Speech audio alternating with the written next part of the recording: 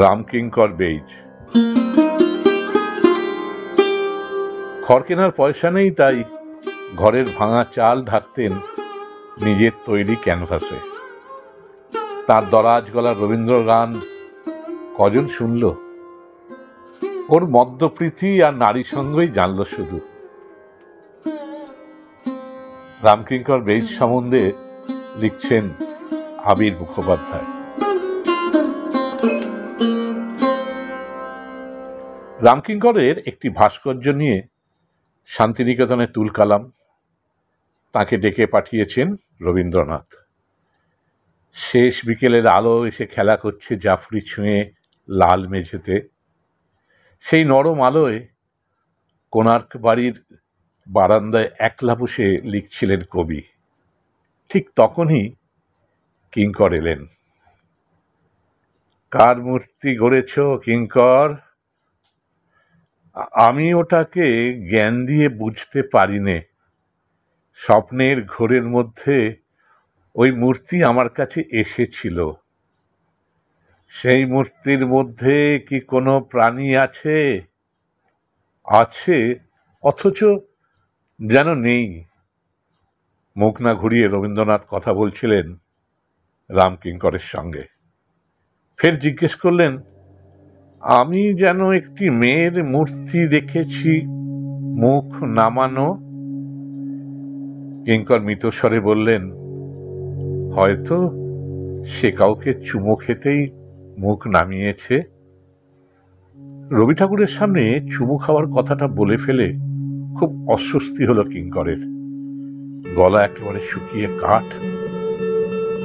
গ্রীষ্মের ছুটি চলছিল তখন শান্তিনিকেতনে, কিন্তু বাড়ি যাননি রামকিঙ্কর। তাঁর দিনমান কাটছিল নিভৃত শালবন, রোদরাঙা শুনশান গোয়ালপাড়ার মেঠো আলপথ, মেথরপল্লীর কলকল্লোলে রং তুলি ক্যানভাস নিয়ে। মহার্ঘ সব রাত পেরিয়ে যায় অন্ধকারে স্পর্শের নির্মাণে। আশ্রমে খোলা আকাশের নিচে কংক্রিটের ঢালাইয়ে তেমন নির্মাণ দেখেই রামকিঙ্করের ব্যক্তিগত জীবন নিয়ে গুজবে মুখর শান্তিনিকেতন। এক ভোরে নিজে সেই ভাস্কর্য দেখে এলেন রবীন্দ্রনাথ। কবি ডাক পেয়ে কিঙ্করের মনে হয়েছিল এই বুঝি তাকে শান্তিনিকেতনে ছেড়ে যেতে হবে। কানে বাজছে মাস্টারমশাই নন্দলালের কথা, রাতের স্বপ্নগুলোকে মনে রেখো কিঙ্কর, ভুলে যেও না। তেমন হলে স্বপ্ন ভেঙে গেলে উঠে স্বপ্নের কথা লিখে রাখবে। কোনো স্বপ্নই ভুলে যেও না। স্বপ্নে ছবি আসে কিঙ্কর, প্রতিমা আসে, স্বপ্ন আঁকবে। রবীন্দ্রনাথ আবার ফিরে তাকালেন অন্যমনস্ক কিঙ্করের দিকে। বললেন, একটি পাখি কি উড়ে যেতে চায় আকাশে, পাখা তার যেন সেই রকম তুলে দিয়েছে। কিঙ্করের চোখের পাতা ভিজে এলো। তিনি মুখ তুললেন না, খুব আস্তে কেবল বললেন, একটি মেয়ে পাখি হয়তো তার বুকের নিচেই আছে। কবি আর কিঙ্করের কথায় কথায় একসময় বিকেল ফুরিয়ে সন্ধে নামল। আকাশে সন্ধ্যা তারা, দূরের হাওয়ায় ভেসে আসছে এসরাজি পকর। ছট টেনে কেউ এক মনে বাজিয়ে চলেছে কবির বাহারে গাঁথা ধামার। এত আনন্দ ধ্বনি উঠিল কোথায়। এরপরও কথা এগিয়েছিল দুজনের, দুই শিল্পীর। কি কথা? বিশ্বভারতীর প্রাক্তনী সাগরময় ঘোষ লিখছেন সেই কথালাপ। রবীন্দ্রনাথ রামকিঙ্করকে ডেকে বললেন, শোন, কাছে আয়। তুই তোর মূর্তি আর ভাস্কর্য দিয়ে আমাদের সবখানে ভরে দে। একটা শেষ করবি আর সামনে এগিয়ে যাবি, সামনে। এরপর আর কখনো ফিরে দেখেননি কিঙ্কর। হাওয়ার উজানে এগিয়েছেন তিনি, আর এগোতে গিয়েই নিহত তাকে দুঃখ দহনে পুড়তে হয়েছে। মাস্টারমশাই শ্রদ্ধেয় নন্দলাল ছিলেন ভীষণ গোঁড়া। তিনি ছিলেন জ্যান্ত মডেল ব্যবহারের ঘোর বিরোধী। বলতেন ওসব পশ্চিমে চলে, কিন্তু আমি তার উপদেশ মেনে চলিনি, মডেল ব্যবহার করেছি। নিজের মাস্টারমশাই সম্পর্কে শ্রদ্ধাশীল হয়েও একথা কিঙ্করই বলতে পারেন। খুব অল্প বয়সেই রামকিঙ্কর মূর্তি গড়া শিখেছিলেন, কোমরপাড়ার অনন্ত জ্যাঠাকে দেখে দেখে। 2-4 আনার বিনিময়ে নিষিদ্ধ পল্লীর রমণীদের মূর্তি গড়তে গড়তেই তার ভাস্কর্যের সহজ পাঠ। এই সময় স্বদেশী মেলায় তেল রঙে জাতীয় কংগ্রেসের পোস্টার এঁকেও হাত পাকিয়েছেন তিনি। শিল্পের প্রতি অপার নিষ্ঠার মনটি সেই তখনই তৈরি হয়ে গিয়েছিল। 1925-এ বাঁকুড়ার যোগীপাড়া থেকে ম্যাট্রিক না দিয়েই প্রবাসী পত্রিকার সম্পাদক রামানন্দ চট্টোপাধ্যায়ের হাত ধরে শান্তিনিকেতন চলে এলেন কিঙ্কর। পিছনে পড়ে রইল বাঁকুড়ায় তাঁর বাল্যস্মৃতির গাঁ ঘর, দারিদ্র্যে দীর্ণ পরিবার পরিজন আর কাদামাটির কোমরপাড়া।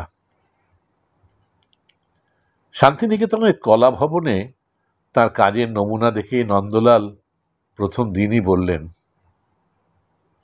তুমি তো সবই জানো, আবার এখানে কেন? একটু ভেবে তারপর বললেন, আচ্ছা 2-3 বছর তো থাকো। থেকে গেলেন কিঙ্কর। নাগারে 5.5 দশক শান্তিনিকেতনে কাটিয়ে মৃত্যুর কিছুদিন আগে এক সাক্ষাৎকারে বলেছিলেন, সেই 2-3 বছর আমার এখনো শেষ হলো না। কলাভবনে কিঙ্করই প্রথম অয়েলে কাজ করেছেন। সে নিয়েও বিতর্কের শেষ ছিল না। প্রথমে আপত্তি করলেও পরে নন্দলাল মেনে নেন ছাত্রের যুক্তি। রামকিঙ্কর, রদাস, সেজান ও পরবর্তী কিউবিস্ট ছবির সঙ্গে পরিচিত ছিলেন। তার কাছে কিউবিস্ট প্রভাব নিয়েও নন্দলালের সঙ্গে বিরোধ ছিল, তবে সে বিরোধ মিটেও যায়। রং তুলি কাঁকড়ে কাজ শিখতে শিখতে একদিন কলা ভবনের পাঠ শেষ হলো। শুরু করলেন স্বাধীনভাবে শিল্পের সাধনা। স্বপ্ন থেকে আসা সেসব সৃষ্টির উল্লাসে মিশিয়ে দিলেন নিজের গোপন গহন উল্লাস। নিত্য ভাঙা গড়ার খেলায় তার সহজিয়া জীবন নিয়ে ক্রমশই জলঘোলা হলো শান্তিনিকেতনে। তার দরাজ গলার রবীন্দ্রনাথের গান শুনল না কেউ, বরং শান্তিনিকেতনে তর্ক তুলল তার জীবন চর্চা নিয়ে। কিঙ্করের তখন ঘরে বাইরে জীবন্ত মানুষের নেশা। একবার দিল্লি যাবার পথে এক আদিবাসী রমণীর যৌবনের দুর্মর আহ্বানের কাছে নতজানু হয়ে তাঁর সঙ্গে নেমে গেলেন অজানা স্টেশনে। হারিয়ে গেলেন যেন। খবর নেই বহুকাল। হঠাৎ করে শান্তিনিকেতনে এসে পৌঁছল ঠিকানাবিহীন এক টেলিগ্রাম। তাতে কিঙ্কর জানালেন, I lost myself, search myself. জীবনে অনেক মেয়ে এসেছে, এটা সত্যি। কেউ এসেছে দেহ নিয়ে, কেউ এসেছে মানসিক তীব্র আকর্ষণ নিয়ে, কিন্তু ছাড়িনি কাউকে। ধরেছি আষ্টে পৃষ্ঠে, হজম করে ছিপড়ে করে ছেড়েছি। হজম করার মানে জানো? ও মন্ত্রটা আমার গুরুদেবের কাছে শেখা। তার থেকে জন্ম নিয়েছে আমার অনেক ছবি, মূর্তি, অনেক কল্পনা আর অনুভব। আমার মডেলরা আমার বহু স্কেচে, ছবিতে, মূর্তিতে বেঁচে আছে। মডেলরা তো এভাবেই বেঁচে থাকে। নিজের সম্পর্কে নির্দ্বিধায় এমন করে আর কবে কোন ভাস্করই বা অকপট হতে পেরেছেন? মডেলদের সঙ্গে রামকিঙ্করের সম্পর্ক নিয়ে নিত্য হাওয়ায় ছড়িয়েছে গসিপ। তার বিশ্বাস ছিল সব কিছুর মধ্যে যৌনতা আছে, যৌনতা ছাড়া সব কিছুই প্রাণহীন, ঊষর। সেসবের প্রসঙ্গ তুললে কখনো এড়িয়েও যাননি রামকিঙ্কর। কাল্পনিক নয়, মডেলদের সম্পর্কে তার সেসব সত্য স্বীকার আর উক্তি সাত সেলাইয়ে জোড়া তালি দিয়ে দেখে নেব এই পর্বে। একবার তাকে প্রশ্ন করা হলো তার মডেল বিনোদকে নিয়ে।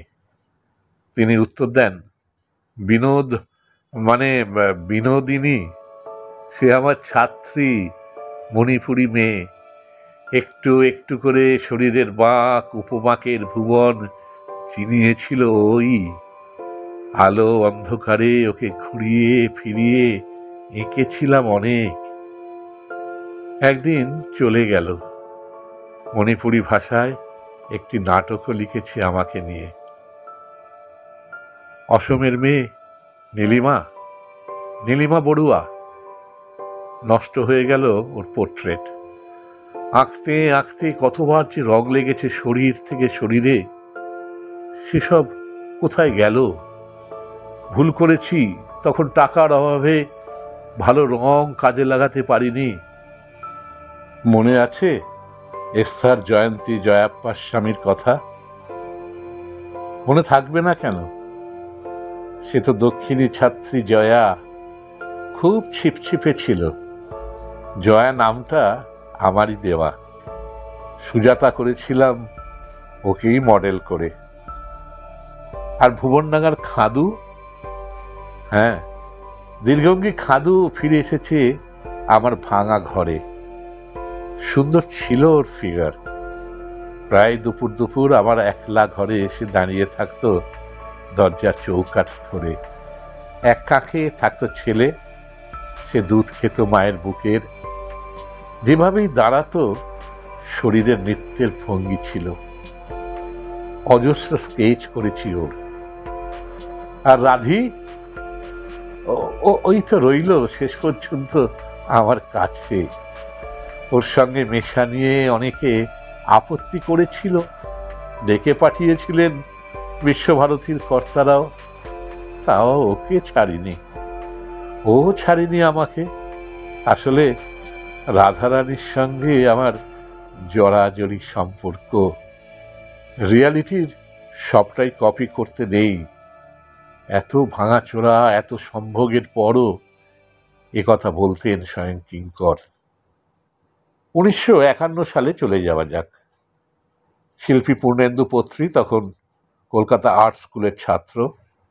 শান্তিনিকেতন পৌষ মেলায় গিয়ে তার আলাপ হলো 3 যুবকের সঙ্গে। একটু পরেই যা গড়াবে মিত্রতায়। তারা সাংবাদিক অমিতাভ চৌধুরী, অর্থনীতিবিদ অমর্ত্য সেন ও শুভময় ঘোষ। এদের মধ্যে অমিতাভ পূর্ণেন্দু স্কেচবুকে রেখার ভুবন দেখে তাকে নিয়ে গেলেন রামকিঙ্করের কাছে। কিঙ্করদা মানে রামকিঙ্কর, শান্তিনিকেতনের বাগানে যার ওইসব দুর্ধর্ষ মূর্তি। সর্বনাশ! অত বড় শিল্পীর কাছে টেনে নিয়ে যাচ্ছ কেন আমাকে? আহা, মানুষটাকে আগে দেখো, তারপর বুঝতে পারবে কেন নিয়ে যাচ্ছি। কেমন দেখলেন পূর্ণেন্দু রামকিঙ্করের ভূমণ্ডল? ছাত্র শঙ্কর চৌধুরীর ছেড়ে দেওয়া রতনপল্লীর মাটির বাড়িতে তখন উলঢাল রামকিঙ্করের ঘরদুয়ার। পূর্ণেন্দু লিখছেন, কোণে ঘরের মতো একটা ঘর, ভিতরে একটা চৌকি, চৌকির ওপর অতি সাধারণ বিছানা, দেয়ালে দেয়ালে ঠেসান দিয়ে রাখা দরজা সমান সব অয়েল পেন্টিং, এদিকে সেদিকে ভাস্কর্যের টুকরো টাকরা, জনৈকা স্বাস্থ্যবতী যুবতীর মুখ। এইভাবে ঘুরতে ঘুরতে চোখটা চলে গেল চৌকির নিচে। সেখানে মেঝের ওপর ডাঁই হয়ে পড়ে রয়েছে 1000 খানেক কিংবা তারও বেশি চিঠিপত্র, খাম, পোস্টকার্ড, পার্সেল, প্যাকেট সব মিলিয়ে। মনে হলো অনেক চিঠির গায়ে প্রাপকের হাতের ছোঁয়াটুকু পড়েনি এখনো। আর মানুষটা কালো পাথরের একটি জীবন্ত ভাস্কর্য। খালি পা, পরনে আধময়লা লুঙ্গি কিংবা খাটো ঝুলের পাজামা, যে রকমের পাজামা পরে টোকা মাথায় নন্দলাল হেঁটে যান শালবিথির ছায়ায়, শক্ত চোয়াল, সামনে এগিয়ে আসা ঠোঁট, পেশিবহুল আঁটসাঁট শরীর, চোখ দুটো যেন বুঁদ হয়ে আছে কিসের নেশায়। যেরকম রোজ দেখা যায় সেরকম কোনো মানুষ যেন সে নয়। পূর্ণেন্দুর করা স্কেচ দেখতে দেখতে একটিতে এসে থামলেন কিঙ্কর। সেই স্কেচে পৌষ মেলার মাঠ, মাঠে দাঁড়িয়ে মালকচা মারা এক শিশু সাঁওতাল, তার এক হাতে একটি বাঁশি নিয়ে বাজাচ্ছে, অন্য একটি বাঁশি গুঁজে রাখা দুই জংঘার ফাঁকে। কিঙ্কর সেটা দেখিয়ে বললেন, এটা বাদ দেওয়া উচিত ছিল, ঠিক হয়নি। পূর্ণেন্দু বললেন, কিন্তু ছেলেটার ওইখানে একটা বাঁশি ছিল। এবার কিঙ্কর তার স্বভাবসুলভ ভঙ্গিতে হাসতে লাগলেন, বললেন, সেটা তো বুঝতে পেরেছি, কিন্তু তুমি মন থেকে সেটা আঁকোনি। কিন্তু রিয়ালিটির সবটাই যে কপি করতে নেই। সেদিন রামকিঙ্কর অমিতাভ পূর্ণেন্দুদের তার পাহাড়ি শহর শিলং সিরিজের ছবি দেখিয়েছিলেন। ওয়াশে আঁকা সেসব অরণ্যগন্ধি এলিমেন্টাল ছবি দেখে পূর্ণেন্দুর মনে হয়েছিল শিলং যেন নড়ছে চড়ছে, দুলছে গাছ, হাঁটছে মেঘ, রং বদলাচ্ছে রোদ, গাছ শিকড় নামাচ্ছে মাটিতে, খসে পড়ছে কিছু, কেউ যেন ছড়িয়ে যাচ্ছে কারো সঙ্গে আলিঙ্গনে মন্থনে। সবাই মারা গেছে, আমার দাদা, বোন, বাবা, মা, সবাই সবাই। মৃত্যু সম্পর্কে আমি সবসময় উদাসীন। একজন শিল্পী যতক্ষণ সৃষ্টির নেশায় মাতাল হয়ে থাকেন ততক্ষণ পর্যন্ত মৃত্যু কোনোভাবেই তাকে স্পর্শ করতে পারে না। নেশায় চুরমার হয়ে জীবন আর মৃত্যুর দ্বৈরথকে এভাবেই দেখতেন কিঙ্কর। 60-এর দশকের মাঝামাঝি কবি শক্তি চট্টোপাধ্যায় বন্ধু সমীর সেনগুপ্তকে নিয়ে এক বাসন্তিক বিকেলে হাজির হলেন শান্তিনিকেতনে। রিক্সা থামল অনিবার্যভাবে বাংলা মদের দোকান আকর্ষণীতে। রিক্সায় উঠল 2 বোতল বাংলা। গন্তব্য কোথায়? না, রতনপল্লী রামকিঙ্করের ডেরা। কিঙ্করদা, ও কিঙ্করদা! শক্তির হেরে গলায় হাঁক শুনে লুঙ্গি বাঁধতে বাঁধতে বাইরে এলেন রামকিঙ্কর। মুখে সেই চিরচেনা হাসি। আরে কবি এসেছিস, আয় আয়, কিছু এনেছিস তো হাতে করে? এর পরের আসরের বর্ণনা দিতে সমীর লিখেছেন, শুয়োর পোড়া এলো, ফুরিয়ে গেল। একটা রিক্সাওয়ালাকে ধরে আরও 2 বোতল আনানো হলো, সঙ্গে ছোলা ভাজা, সে দুটোও ফুরিয়ে গেল। আবারও 2 আনানো হলো বেশি পয়সা দিয়ে, তখন রাত 10টা বেজে গেছে। তারপর আর আমার কিছু মনে নেই, শুধু মনে আছে অফুরন্ত বাংলা মদ, অফুরন্ত বিড়ি, অফুরন্ত কথা, স্খলিত গলায় অফুরন্ত রবীন্দ্রনাথের গান। ঢের রাতে ঘুম ভেঙেছিল সমীরের। অন্ধকার ঘরের ভিতর থেকে কোনো মতে চৌকাঠ পেরিয়ে দেখলেন রামকিঙ্কর একটা টুলের ওপর বসে রয়েছেন। ওপর থেকে একটা লণ্ঠন ঝুলছে। লুঙ্গিটা কোমর থেকে যে খুলে পড়েছে কিঙ্করের সে খেয়াল নেই, সম্পূর্ণ নগ্ন। আর তার সামনে একটা অসমাপ্ত মাটির ভাস্কর্য। স্তব্ধ হয়ে চেয়ে রয়েছেন কিঙ্কর। যখন কিছু দেখবে বাঘের মতো ঘাড় মুচড়ে ধরবে, পিছনে আর তাকাবে না। রবীন্দ্রনাথের এই কথাটা বারবার আওড়াতেন তিনি। এ ছিল যেন রামকিঙ্করের জপমালা। 1975 সাল। ঋত্বিক ঘটক শান্তিনিকেতনে গিয়ে 16 মিলিমিটার রঙিন একটি তথ্যচিত্র করলেন রামকিঙ্করকে নিয়ে। অসুস্থ, তবু গেলেন। প্রতি ফ্রেমে নিজের মতো করে ভেঙে চুড়ে দেখালেন ভাস্করকে। গোড়ার দিকে একটি ফ্রেমে ক্লোজ আপে দেখা গেল বুদ্ধের মুখ, আর ব্যাকড্রপে পাখোয়াজ। একটু পরেই ফ্রেমে ঢুকল অদূরে ক্ষীণকটি দীর্ঘাঙ্গী বনবালা সুজাতা। ইউক্যালিপটাসের ছায়া সুনিবিড় পথে মাথায় পায়েসের রেখাব নিয়ে সে যেন হেঁটে চলেছে। মাদলার বাঁশির আবহে কোপাই নদীর ধারে আদিবাসী গ্রাম, অনম্র বুক, সুঠাম আর ভারী কোমরের সাঁওতাল মেয়ে। ফ্রেমের পর ফ্রেম জুড়ে ঋত্বিক যেন কিঙ্করের রোদ ছায়ামাখা আদুল ক্যানভাস এঁকে চলেছেন। একটি ফ্রেমে ধরা দিলেন দুই শিল্পী। জড়ানো গলায় ঋত্বিকের সংলাপ, কিঙ্কর দা, আপনি তখন রবীন্দ্রনাথের পোর্ট্রেট করছিলেন, তখন উনি আপনাকে কি বলেছিলেন শিল্প সম্পর্কে? রামকিঙ্কর স্মৃতিতাড়িত হয়ে একচোট হাসলেন, তারপর বললেন, উনি প্রথমে দেখে নিলেন কোথাও লোক আছেন কিনা, কারণ অনেক সময় ওনার সঙ্গে লোক থাকতো, তো সেক্রেটারিরা থাকতেন, সেই জন্যে সব দেখে নিলেন। আমি ওধারে পোর্ট্রেট করছি ওর, উনি বসে বসে লিখছিলেন, এই আর কি। তারপরই বললেন, দেখো, যখন কিছু দেখবে বাঘের মতো ঘাড় মুচড়ে ধরবে, পিছনে আর তাকাবে না। এই হলো শেষ কথা। ছবি এগোয়, কিন্তু শেষ হয় না। দৃশ্য ফুরিয়ে যায়। প্রায় পুরো ছবির শুটিং শেষ করে প্রাথমিক সম্পাদনার পর ব্যাকগ্রাউন্ড সাউন্ড ট্র্যাকের কাজ শুরু করার মুখেই চিরবিদায় নিলেন ঋত্বিক।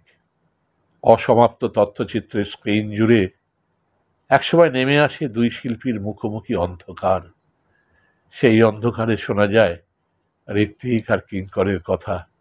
ঋত্বিক প্রশ্ন তোলেন, এই যে আপনার চাল ভেঙে পড়ছে, জল পড়ছে, কিভাবে সারাবার চেষ্টা করছেন আপনি? কিঙ্কর বললেন, পেনশনের টাকা যেটুকু পাই সেইটুকু থেকে করছি, এই আর কি। সেটা কি ছবি টাঙিয়ে করা হচ্ছে? কিঙ্কর হেসে ফেলেন, বলেন, সেও আছে। হাসতে হাসতে বলে চলেন, বড় বড় ক্যানভাস যেগুলো, সেগুলো উল্টে দেওয়া আছে, অয়েল কালার কিনা, উপরে কোনো ক্ষতি হবে না, বৃষ্টি পড়ে কিনা, তাই ওগুলো ঝুলিয়ে দিয়েছি। এক্সিবিশনের জন্য ক্যানভাসগুলো নিয়ে যেতে হলো, তখন আর কি ঝোলাবো। হাসতে হাসতে বলে চলেন, খড় কিনতে হতো, কিন্তু যেটুকু টাকা পাই। এখন কোনো কাজ নেই, বৃদ্ধ হয়ে গেছি, এখন তো আর আঁকতেও পারি না, চোখে দেখতে পাই না কিছুই, পড়তেও পারি না। কেউ পড়ে দিলে শুনি, কেউ ধরলে হাঁটতে পারি।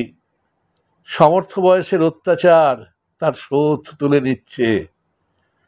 মাঝে মাঝে খুব অসহ্য মনে হয়, পাগল পাগল লাগে, কিন্তু কিছু করার নেই। একেবারে বাতিল হয়ে গেছি, চোখ চলছে না, হাত চলছে না, চোখ অন্ধ, মনে মনে আঁকছি। রবীন্দ্রনাথের মতো রামকিঙ্করও চাননি শেষ সময় কলকাতায় চিকিৎসার জন্য তাকে নিয়ে যাওয়া হোক। সর্বক্ষণের সঙ্গিনী মডেল রাধারানী, যার সঙ্গে কিঙ্করের জীবনের দীর্ঘ সম্পর্ক, তিনিও জানিয়েছিলেন উনি যেতে চাননি। ওর ভাইপো দিবাকর সই করে দিল, জোর করে ওরা নিয়ে গেল। দিবাকর বাবু অবশ্য অন্য দাবি করেছিলেন, ওরা আমার সই চাইছেন, একটা লিখিত অনুমতি চাইছেন, কিন্তু আমার দেওয়ার ইচ্ছা নাই। কিন্তু ডাক্তারবাবুদের কথায় শেষ পর্যন্ত তাকে সই দিতে হলো। একরকম জোর করে কিঙ্করকে কলকাতায় আনা হলো। শান্তিনিকেতন থেকে আসার দিন তাই জড়ানো গলায় স্বজনদের বলেছিলেন, যাচ্ছি শান্তিনিকেতন ছেড়ে, যাচ্ছি, কিন্তু আর ফিরব না, রবীন্দ্রনাথ ফেরেননি। শিল্পীর যাবার বেলার কথাই যেন সত্যি হলো। কলকাতাতেই চলে গেলেন রবি ঠাকুরের ভাস্কর। মৃত্যুর দুদিন আগে তাকে হাসপাতালে দেখতে গিয়েছিলেন সত্যজিৎ। ছাত্রের হাত ধরে কিঙ্কর বললেন, মানিক, একটা রিক্সা ডেকে আমাকে বাড়ি পৌঁছে দাও তো। সে ফেরা আর হলো কই। একসময় চিতা নিভে গেল, ধোঁয়ায় ধোঁয়ায় ঢেকে যাচ্ছে চাঁদের শ্মশান, ধীরে ধীরে ঢেকে যাচ্ছে ওপারে খোয়াই বন বনান্ত, কোপাই পেরিয়ে গগনতল ছুঁয়ে থাকা দিগন্ত। একটু পরেই ঝিরঝিরে বৃষ্টি শুরু হলো। মেঘের গুমট কেটে সুদূর নীলিমায় দেখা দিল এক ফালি চাঁদ। শেষ হলো দাহ। কিঙ্করদা চলে গেলেন। স্মৃতিবাসরে গাইতে বসে কেবলই উদাস হয়ে পড়ছেন মোহর, মানে কণিকা বন্দ্যোপাধ্যায়। কি গান!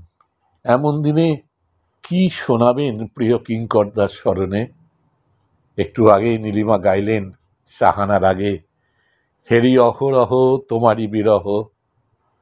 ভাবতে ভাবতেই মোহরের কানে ভেসে আসছিল কিঙ্করদার দরাজ গলার গান, মোর স্বপন তরীর কে তুই নে। মনে পড়ল কিঙ্করদার প্রিয় আরও একটা গানের কথা। আশ্রমের নাটকে কতবার যে বিশ্বপাগল সেজেছে কিঙ্কর, তার স্মরণ সন্ধ্যায় সেই গানই গাইলেন মোহর। ও চাঁদ, চোখের জলের লাগলো জোয়ার, দুঃখের পারাবারে। সুর নামল কোমল গান্ধার থেকে শুদ্ধ ঋষভে। আঁধার রাতে একলা এক পাগলের জন্য চোখের জলে তখন ভাসছে আদিগন্ত খোয়াই। শিল্পী রামকিঙ্কর বেইজের চরণে আমাদের প্রণাম। আমার তরি ছিল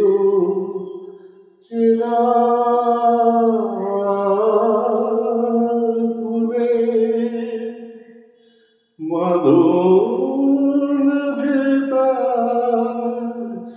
গেল খুলে। আমার তরি ছিল চেনা